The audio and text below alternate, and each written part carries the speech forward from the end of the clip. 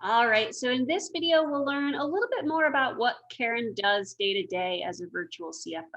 So I'm curious, Karen, what does a typical day look like for you? Um, it varies, which I love day to day.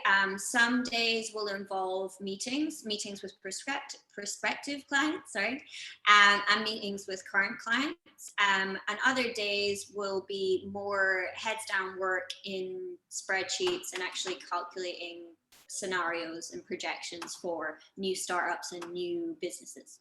Huh, fascinating. So what do you think your balance is between that sort of heads up time and heads down time? I think I spend about 40% of my time with clients, interactions with other people and other people to do with my business. And then 60% of my time is my own work. So be that spreadsheets and calculations and scenarios for clients, or be that marketing for my own business. Yeah.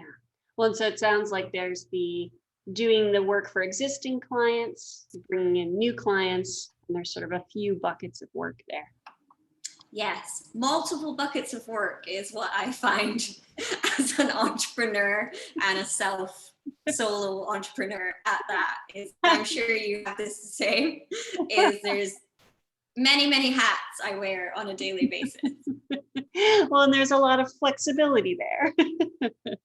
Yeah, lots of flexibility, and I love that because every day, unless I have meetings scheduled, I can choose what that day needs to look like, and based on where my creativity is. So if I'm feeling creative and I want to, create new content or add new social media outlets to people, I can sit and do that. But if I'm feeling analytical, because I actually work in numbers a lot, if I feel like I just want to get into something, then I can sit and go, oh, I've got that piece of client work, I'm going to get into that model.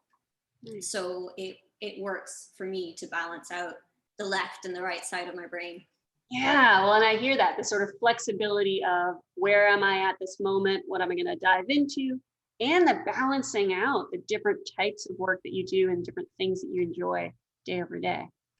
Yeah, it can be a challenge, because I know it's easier for me as a traditional accountant background to sit with numbers and to work on the analytical stuff, whereas the creative side of my brain is ultimately less practice than my right side of my brain. So I sometimes need to sit with that a lot longer. So on the days where inspiration strikes, I really need to kind of dive into it. Yeah, well, and almost managing your creative process, knowing that you can jump into the analytical stuff more easily. So there is that sort of creation and sounds like growth and challenge that goes into it. Yeah, exactly. Exactly right. Well, Growth and challenge. there's sort of this free flow of your schedule. How often do you find yourself working on nights or weekends? So I actually have a couple of Bali-based clients, and I'm currently in Mexico. So for that, I do work at least one evening um, every 2 weeks, so not consistently. But I also will work at the weekends in exchange for time during the week. So it's very different to when I used to work in London corporate, where I was working potentially at the weekend or in the evenings in addition to 5 days a week.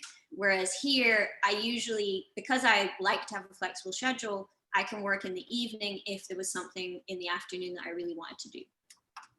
Yeah, and so there's just a lot of flexibility, it sounds like. Well, and Yeah, and oh, go ahead. Sorry. just I prefer sometimes to work in the evening if it gives me the afternoon free. So it's more of a choice than it is a necessity to work a ridiculous amount of hours. Yeah, so it is sort of a slotting the work when it works best, as opposed to just volume of work expanding into nights and weekends. Yeah, I mean, and I'm sure you'll share this, as an entrepreneur, as a single based business, there's always more work to be done. But I learned that in corporate, there was always going to be more work to be done. Therefore, it's a case of prioritization and learning like what really needs to be done and having that work-life balance, because no one's going to create that for me but myself, because of the business and the lifestyle that I'm leading. Yeah. Well, and other than that flexibility, that balance, what are the main differences you observe between the way your time works now versus when you were in corporate? It's more evident to me how many hours I'm actually productive in a day. Whereas when I would work in a corporate office, I'd spend 7 to 8 hours at a desk. Probably I would guess that only 4 or 5 hours of those were productive because there were other conversations and other things happening. What I'm realizing now is I have the same level of productivity, but spend a lot less time actually sitting at my laptop because I'm tracking and clocking those hours, and it's it's more evident what is productive use of time versus non-productive use of time, because I can't charge clients for time that is unproductive. I just would not feel fair just doing that.